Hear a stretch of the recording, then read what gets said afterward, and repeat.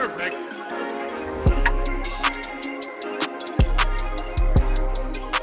Good afternoon, ladies and gentlemen. I am Rod Murray, and this is another episode of What's the Game Plan for a huge game this upcoming week. We have the Washington football team versus the Dallas Cowboys, a huge rivalry, as we know, nonetheless, in NFC East. Today, I'm joined by the amazing Marijke representing the Dallas Cowboys and Maddy representing the Washington football team. How are we doing, ladies?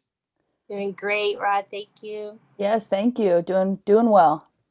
So I appreciate you guys joining me. Again, like I said, a huge matchup. Unfortunately, the team overall records aren't doing as well as we both would like them to be. But again, a huge game nonetheless. We know when Dallas gets together with Washington, it's always a lot of fireworks. It's always a lot of banter going on throughout the week. So we expect nothing less. All right. So Marijke, as the visiting team, we will give you the floor first to introduce yourself and say a little about what you do.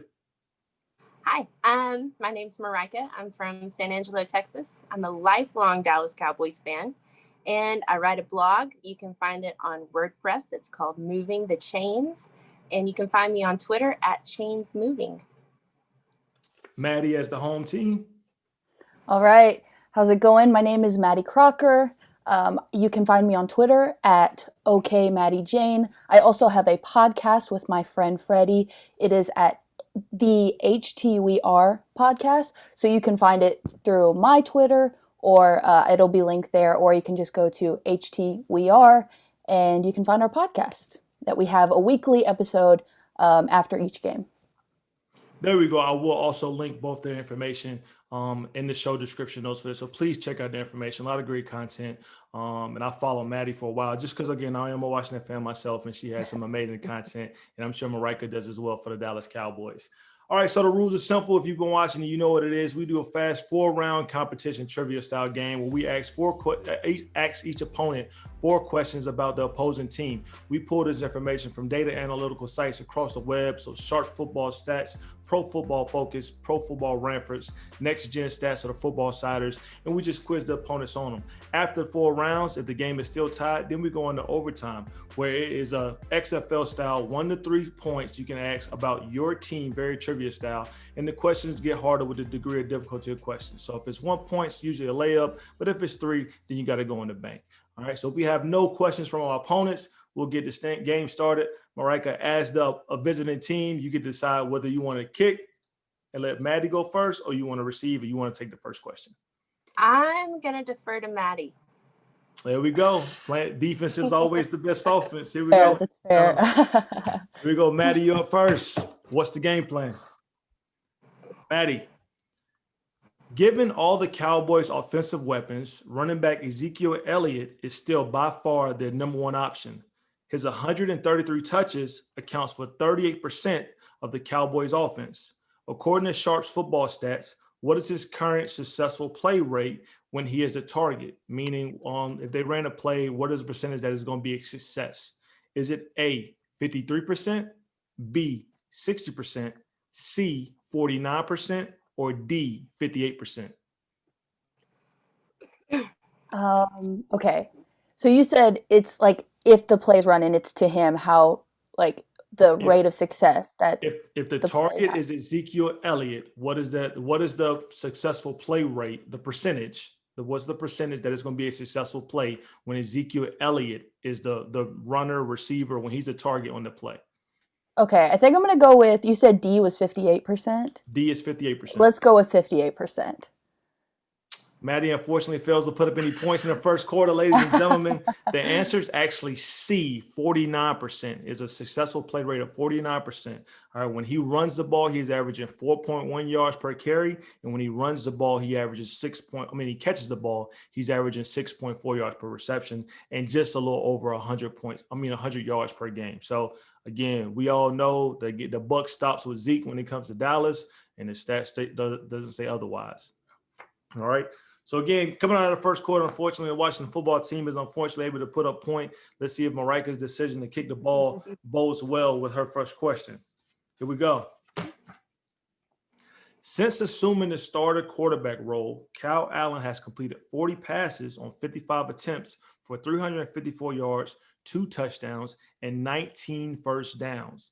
Next Gen Stats has a metrics that is air yards to sticks, which essentially rates how far the quarterback is throwing the ball in regards to the first down marker. So the higher the number is, the closer he is to throwing it past the first down. The lower the number is the more work the wide receiver has to get a first down.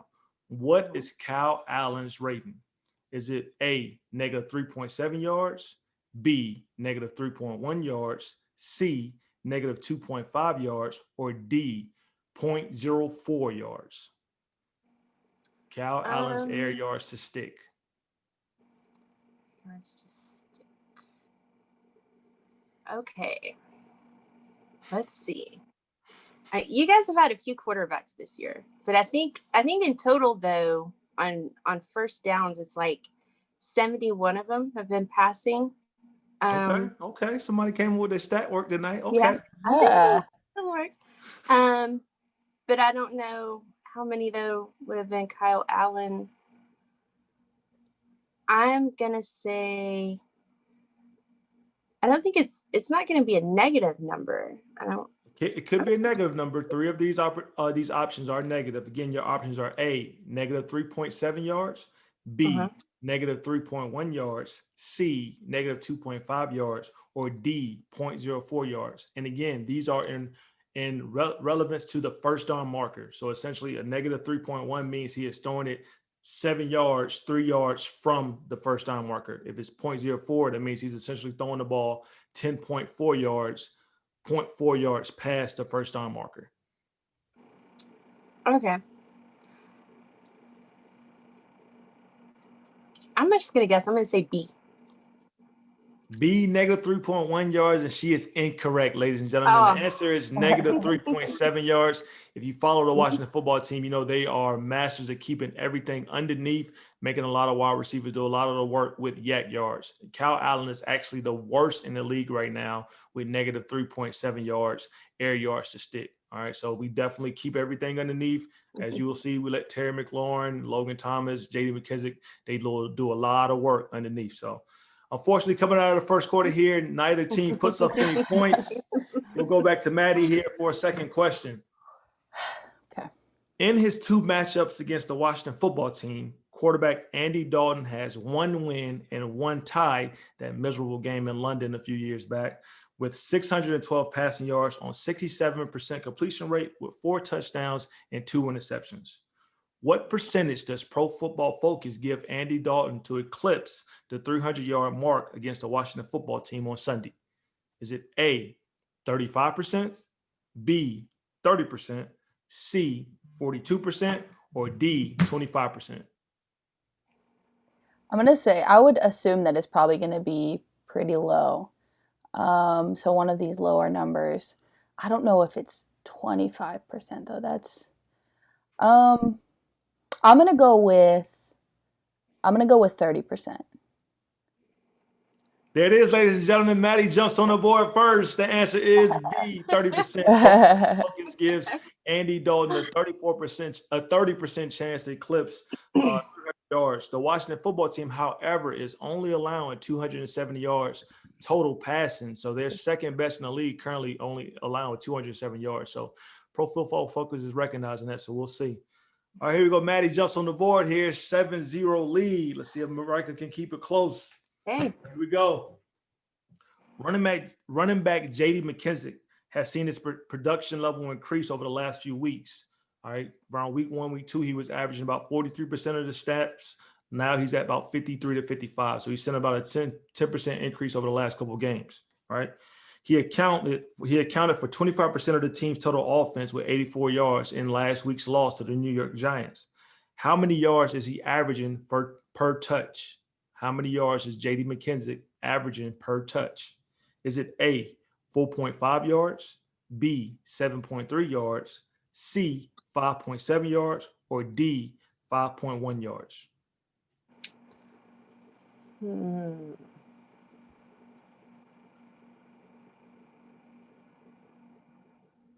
think you guys, on the whole, as far as rushing yards, you're only getting about 3.5 a carry. Very close. Very close. So I don't think it's going to be one of the bigger So it's per touch. So this includes receiving and rushing. Ooh. Ooh. Give me those options one more time. No problem. It's A, 4.5 yards, B, 7.3 yards, C, 5.7 yards, or D, 5.1 yards. D, 5.1. Ooh, close but no cigar. The answer is actually C, 5.7 yards. Yes. This year he has 50 touches, 283 yards total, and 0 touchdowns. I have a good feeling that with his diversity, he will actually get on the board this week because Dallas is struggling defensively. So Dallas is struggling is an understatement. Dallas is a dumpster fire at this point. I mean, so I love him, but dang. So who knows? Like I said, his production level is increasing. He is performing a lot better. He will get more opportunities, and this may be a breakout week for him. All right, going into halftime, ladies and gentlemen, Maddy has a 7-0 lead. Marijke has an opportunity now coming out of the third, flipping over the possession. She's back up with a third question. Here we go. Okay. According to the Football Outsiders, the league's average for running backs yards per carry allowed is 4.31 yards. The Cowboys rushing attack is currently averaging 4.1 yards per carry, so just up under the league average for what defenses are allowing. Sticking with the Football Outsiders here, how many rushing yards is the Washington defense is allowing per carry? Is it A, 3.95 yards, B, 4.14 yards, C, 4.31 yards, or D, 3.83 yards?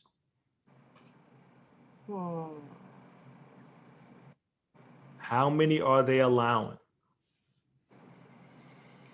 I'm going to go with A. Ooh, look how she answers the bell, ladies and gentlemen. She is correct.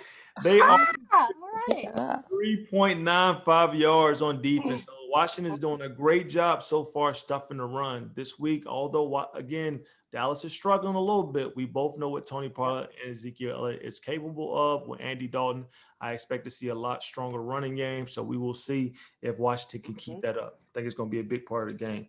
Ladies and gentlemen, it's tied again. The pressure's on Maddy here coming out of the third. Here we go.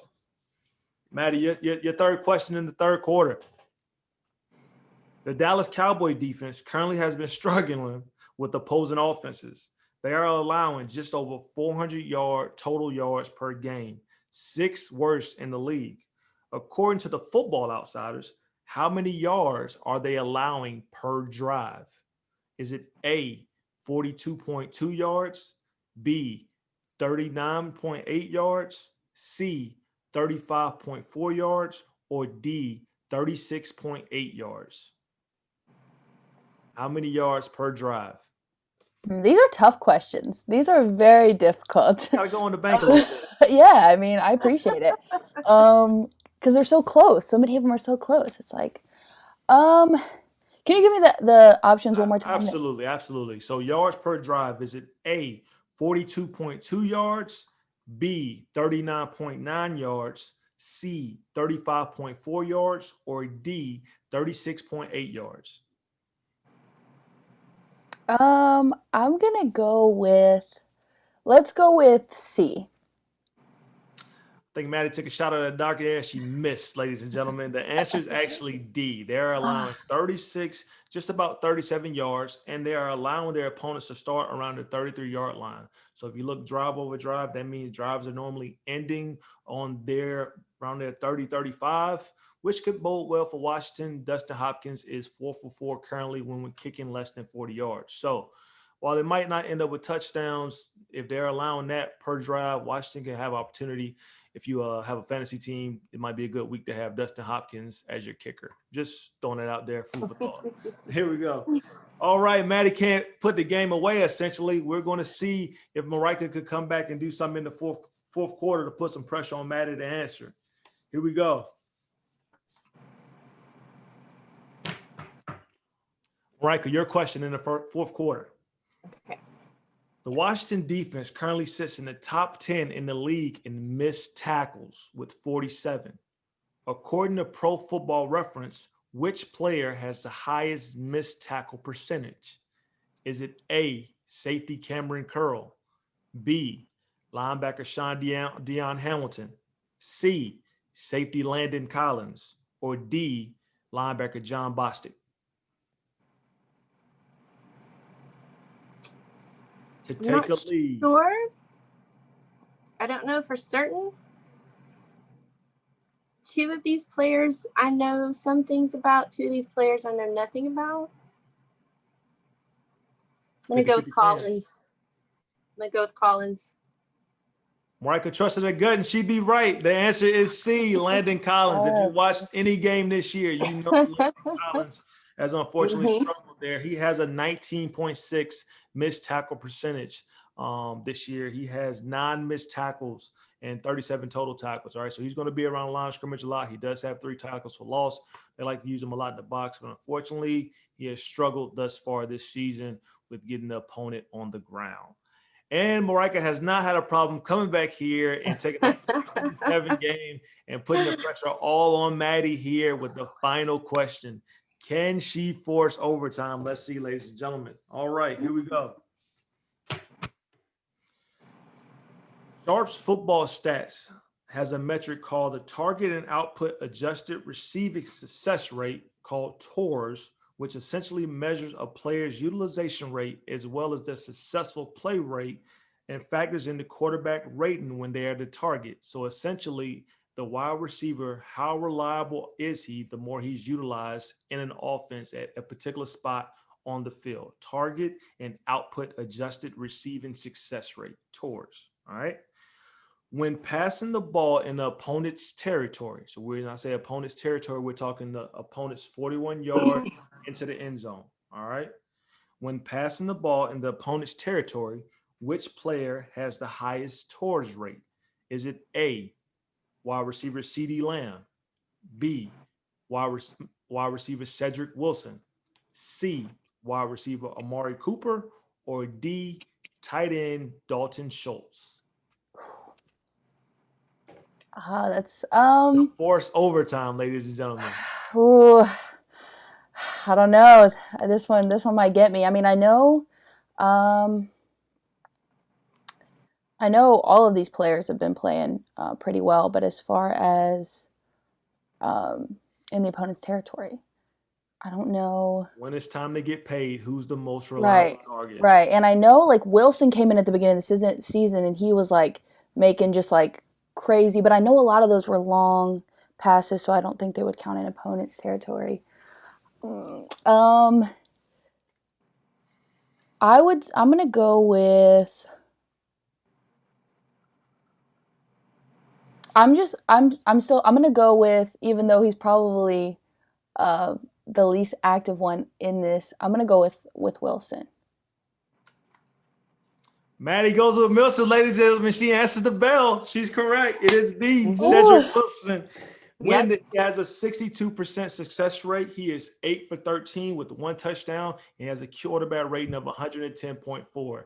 Amari Cooper, which I feel like he was leaning towards there late, is only 10 for 16. So he has 10 receptions on 16 targets with 2 touchdowns, and he only has an 85.4% rating.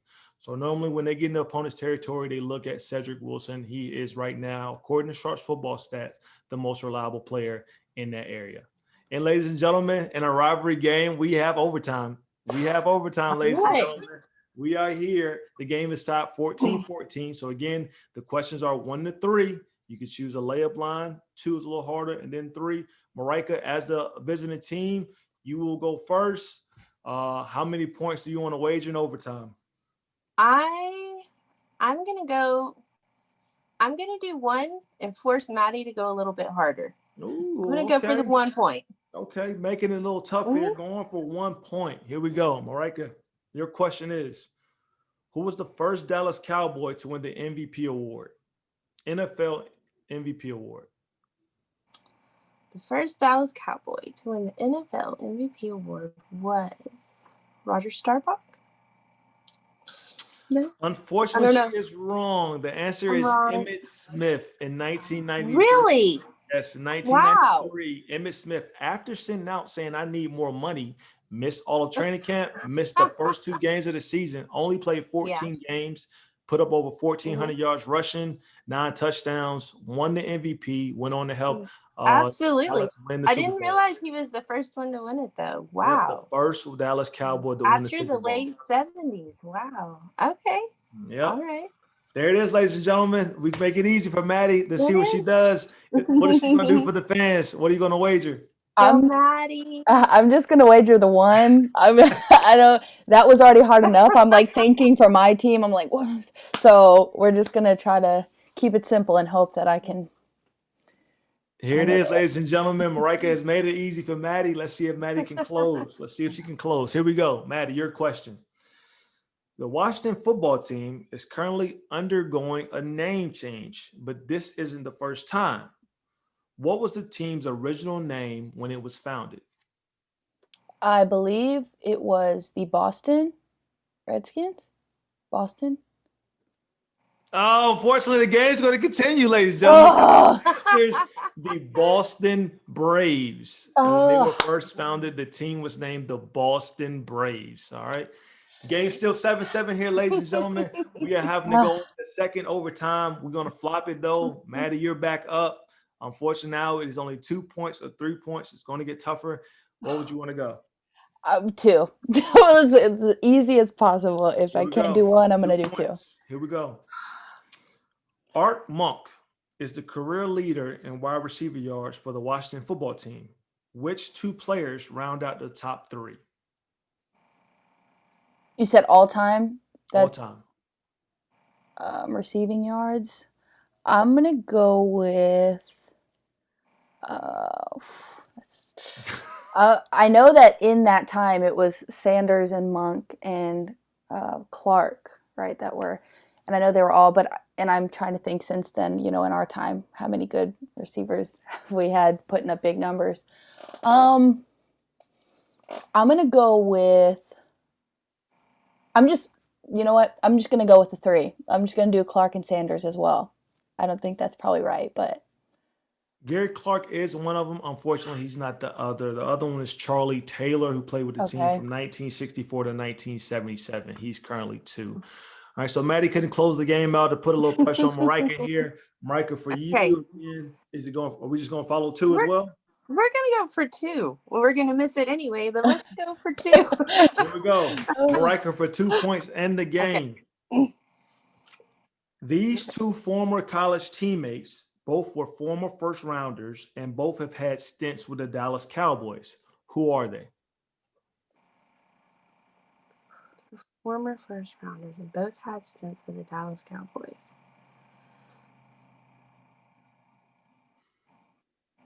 And they were college teammates? Yes, they were. These 2 former college teammates, both were former first rounders, and both had stints with the Dallas Cowboys. Who are they? Okay. You said had, so it's nobody current. There we go. There we go. Okay.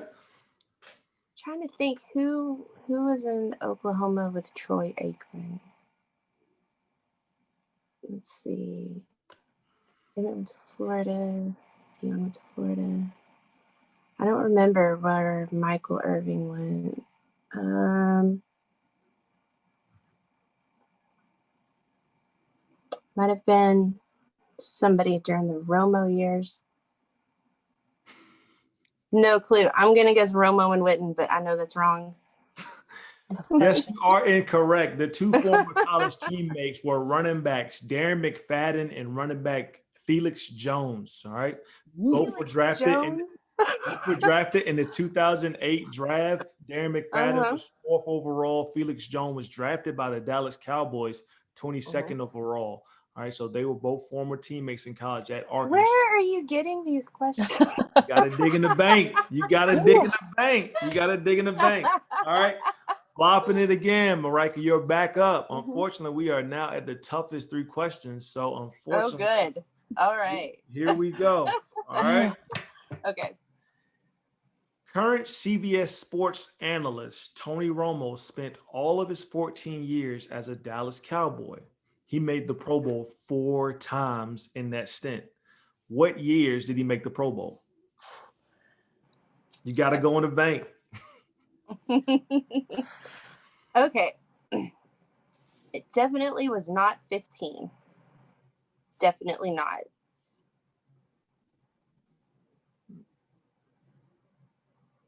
Let's see. So between 11 and 4, I'm going to say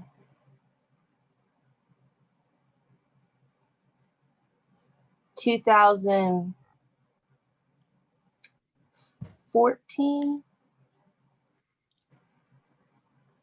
2000,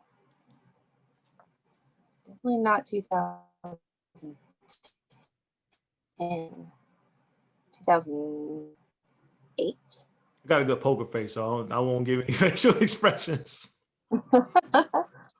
Okay. 14, 8, 7, and 13. I like where you're headed, but that's a pretty tough question. I was a little impressed with you. Got 2 of the 4. Oh, Wow. I got 2 of the That's 4. awesome. That was a hard 2000 question. Yeah. 2006, 2007, 2009, and 2014. Those are the 4 years that he was in the Pro Bowl. All right. Here we go, ladies and gentlemen. Maddie All for right, the Matt. win or a tie. The first tie ever in this early operation of What's the Game Plan. Here we go, Maddie. Oh. Will she bring it home for us Washington football team? Or will we have a tie? Here we go. In the last 10 years, the Washington football team has cycled through 12 quarterbacks, whom of which have 0 playoff wins. When was the last playoff win, and who was the starting quarterback? Ooh. I believe it was in the time of like Cooley and Portis and Moss. I don't. Part of me wants to say 2007. Part of me wants to say 2005. Oh, I don't. Let's see. I'm gonna go with. I think. Oh, I don't. I'm gonna go with, or maybe 2004. I'm gonna say 2005. Who was the quarterback? Yes. That's a good question. Who's the quarterback right now? That's my question. No, I'm just kidding. Oh, I don't want to say Campbell. It was probably around that time, but there were so many guys kind of going in and out around that time. I'm just gonna say Jason Campbell. I don't think that's right though. She was right with the year, but unfortunately not the quarterback. It was 2005. We defeated the Tampa Bay Buccaneers in the wild card round, 17-10, and the quarterback was Mark Brunell. Mark Brunell, okay. Was a quarterback. It wouldn't be hard to remember him. He only went 7 for 15 for 41 yards. All right, so you wouldn't have remembered that performance anyway. Yeah. But unfortunately, ladies and gentlemen, I'm all out of questions, which means we are tied. This is the first ever tie in this early edition of What's the Game Plan. Ladies, I want to thank you guys for an amazing episode. We don't have a winner's speech, but I will give you both the floor if you want to say your spiel about what you think the outcome of the game will be. Maddie, as a home team, you can go first. All right. Well, I think that I think it's going to be a good matchup between two teams that are obviously both struggling. I think that if Kyle Allen can minimize his turnovers, and if we get guys like Terry going early and McKissick and Gibson, get those guys, get the run game underway, and try to not be playing, behind the whole game like we've been doing a lot, that there's a chance. But I think that it's going to be tough. Cowboys offense is for real, and our defense has been giving up the big plays, at least one big play a game. So it's going to be tough, but I think it's going to be, like I said, I think it's going to be a good game regardless. And I'm just looking for a good game and for the team to look good, and we'll see what happens. There it is, Marijke. Oh, wow. I'm thinking this week it's going to be a close game. It's also going to be a low scoring game. I think we're going to see a lot more running out of Pollard this week, and hopefully out of Zeke. I think we can definitely pull off a win if we can if they worked on ball security this week, if they minimized those fumbles, as far as defense goes,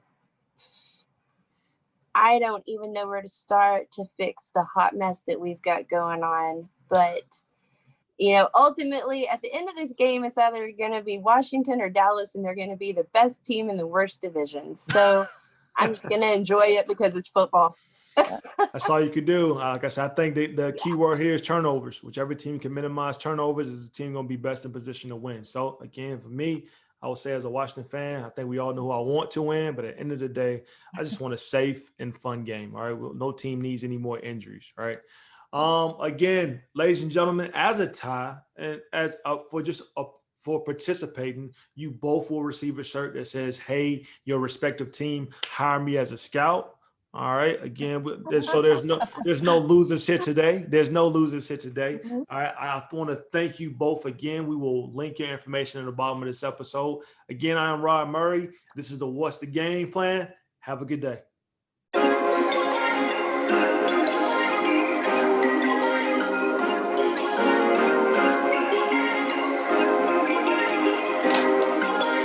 Perfect.